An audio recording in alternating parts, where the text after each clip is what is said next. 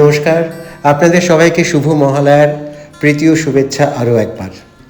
মহালয়ার দিন সকালবেলা তো আমি কুমোরটুলিতে গেছিলাম, সেই ভিডিও আমি আগেই আপনাদের সঙ্গে শেয়ার করেছি। সন্ধেবেলা মনে হলো যে কিছু ঠাকুর দেখে আসা যায়, কারণ শুনছি যে বেশ কিছু পূজা মণ্ডপ খুলে দিয়েছে। তো প্রথমেই যে পূজা মণ্ডপের কথা মাথায় এলো সেটা হচ্ছে শ্রীভূমি। শ্রীভূমির পূজা মণ্ডপের ব্যাপারে আলাদা করে বলার কিচ্ছু নেই। কলকাতার পুজোর মধ্যে যে কটি আইকনিক পুজো রয়েছে বা আইকনিক সার্বজনীন পূজা মণ্ডপ রয়েছে, শ্রীভূমি তাদের মধ্যে অন্যতম। শ্রীভূমির প্রধান বৈশিষ্ট্য হচ্ছে এখানকার আলোকসজ্জা, অনবদ্য প্যান্ডেল। এরা প্রতিবারই ইতিহাস প্রসিদ্ধ কোনো জায়গাকে তুলে ধরেন দর্শকদের সামনে, এবং সর্বোপরি এদের প্রতিমা এবং প্রতিমার অলঙ্করণ। বলতে বলতে আমরা চলে এসেছি শ্রীভূমিতে।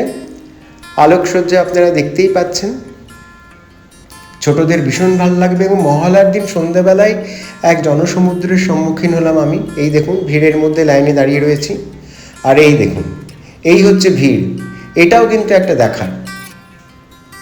আমার কুম্ভ স্নানের অভিজ্ঞতা কোনোদিনও হয়নি, কিন্তু কলকাতার পুজোর অভিজ্ঞতা যা আমি অনুভব করছি এই বিগত কয়েক বছর ধরে, বিশেষ করে এই শ্রীভূমি স্পোর্টিং ক্লাবে, তা কিন্তু কুম্ভ মেলার স্মৃতিকেই মনে পড়িয়ে দেয়। বেশ একটা অনুভূতি হয় যে এত জনসমুদ্রের মধ্যে এই একটি পূজা মণ্ডপ কী করে এত লোককে আকর্ষণ করছে, যে পশ্চিমবঙ্গের বিভিন্ন প্রান্ত থেকে লোকজন আসছেন এই পূজা মণ্ডপটি দেখতে। এই দেখুন, এই বছর এনাদের মণ্ডপ নিউ জার্সির স্বামীনারায়ণ মন্দিরের অনুকরণে তৈরি হয়েছে। মন্দিরের স্থাপত্য এবং তার অলঙ্করণ তো এক কথায় অনবদ্য, তেমনি অপূর্ব সুন্দর এদের প্রতিমা, সাবেকি প্রতিমা। শিল্পী প্রদীপ রুদ্র পাল তৈরি করেছেন অশেষ মমতায় এবং যত্নে, আর ভিতরকার অলঙ্করণ দেখুন, চোখ ধাঁধিয়ে দেবে।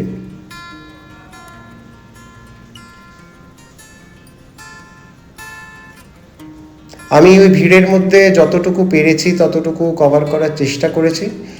খুব পুঙ্খানুপুঙ্খভাবে কিছু আমি তুলে ধরতে পারিনি, সেজন্য আপনারা আমাকে ক্ষমা করবেন। এত ভিড় ছিল এবং স্বেচ্ছাসেবকরাও চেষ্টা করছিলেন মন্দিরের মধ্যে যাতে ভিড় বা জনসমুদ্রটাকে যাতে কিছুটা কন্ট্রোল করা যায়। শ্রীভূমি প্রতিমা দর্শন করে আমরা ঠিক করলাম অর্জুনপুর যাব, কেননা অর্জুনপুরের আমরা সবাই ক্লাবের পুজো ইতিমধ্যেই সোশ্যাল মিডিয়াতে বেশ সাড়া ফেলে দিয়েছে, তাই যেতে কিছুটা বাধ্যই হলাম। কিন্তু গিয়ে প্রাপ্তির পরিমাণটাই অনেক বেশি ছিল। এই ধরনের খোলামেলা একটি মণ্ডপ বহু বছর পর আমি দেখলাম। যথেষ্ট লোক থাকা সত্ত্বেও মণ্ডপের ভেতরে কিন্তু সেইভাবে একটা কনজেস্টেড ফিলিং থাকে, সেই ফিলিংটা এখানে ছিল না। এদের এবারের থিম ছিল মুখোমুখি। আধুনিক কারিগরিকে কিভাবে একটি মণ্ডপের মধ্যে নিয়ে আসা যায় সেটার একটা অপূর্ব দৃষ্টান্ত রেখেছেন এরা।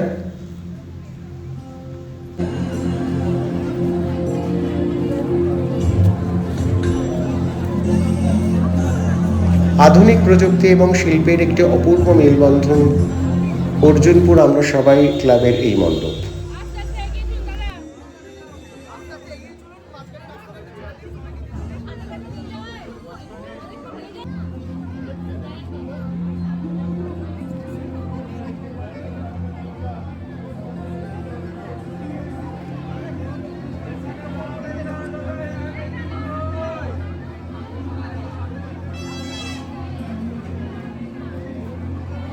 আমরা যখন পৌঁছেছি তখন মোটামুটি রাত্রি 10টা বাজে। রাত্রি 10টার সময়ও এত লোক। তবে একটা কথা বলছি যে যারা গাড়ি করে যাবেন তারা মণ্ডপের থেকে বেশ কিছুটা দূরত্বে, যেখানে এদের পার্কিং স্লটটি আছে, সেখানে গাড়িটি রাখার চেষ্টা করবেন। গাড়িটি নিয়ে মণ্ডপের কাছে যাওয়ার চেষ্টা করবেন না, কারণ রাস্তার অবস্থা খুবই খারাপ।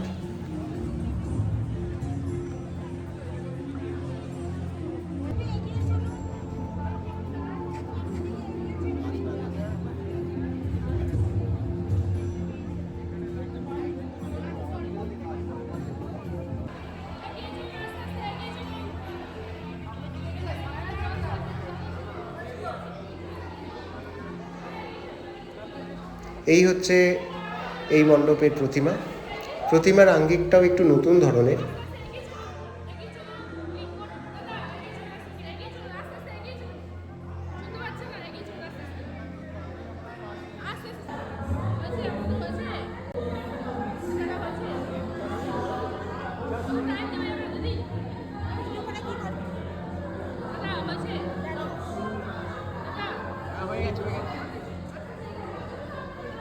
আমি দমদমের কোনো পুজো এর আগে দেখিনি, তাই হঠাৎ মনে হলো দমদমের দমদম পার্ক, ভারত চক্র বা তরুণ সংঘ বা তরুণ দল, এই ক্লাবগুলির নাম অনেক শুনেছি। তাই হঠাৎ হাজির হয়েছিলাম, গুগল ম্যাপ সার্চ করতে করতে হাজির হলাম দমদম পার্ক তরুণ দলের ক্লাব ঘরটির কাছে, কিন্তু সেখানে মণ্ডপটি খুঁজে পেলাম না। তারপর চলে গেলাম দমদম পার্ক তরুণ সংঘে, সেখানে আমরা ঢুকতে পারলাম না। ওনাদের এবারের থিম ছিল ব্যোমকেশ। অবশেষে ভারত চক্রে ঢোকা গেল কিছু দক্ষিণের বিনিময়ে, এবং কিন্তু ঢুকে খুবই ভালো লেগেছিল। এই হচ্ছে এদের মণ্ডপ। এখানেও আধুনিক কলাকুশলীকে একটা শৈল্পিক পর্যায়ে নিয়ে যাওয়ার চেষ্টা করা হয়েছে।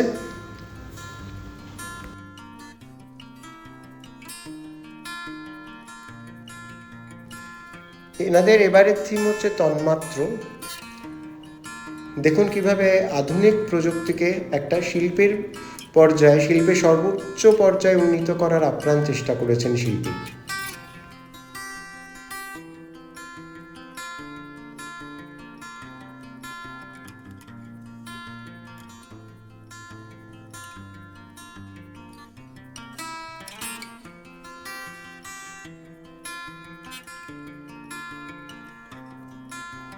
এই হচ্ছে এবারের প্রতিমা।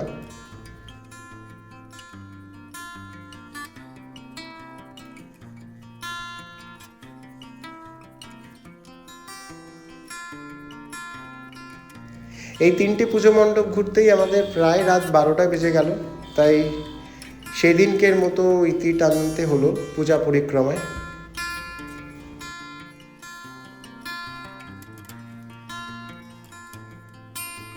আমার এই প্রচেষ্টা যদি আপনাদের ভালো লেগে থাকে তাহলে সঙ্গে থাকবেন।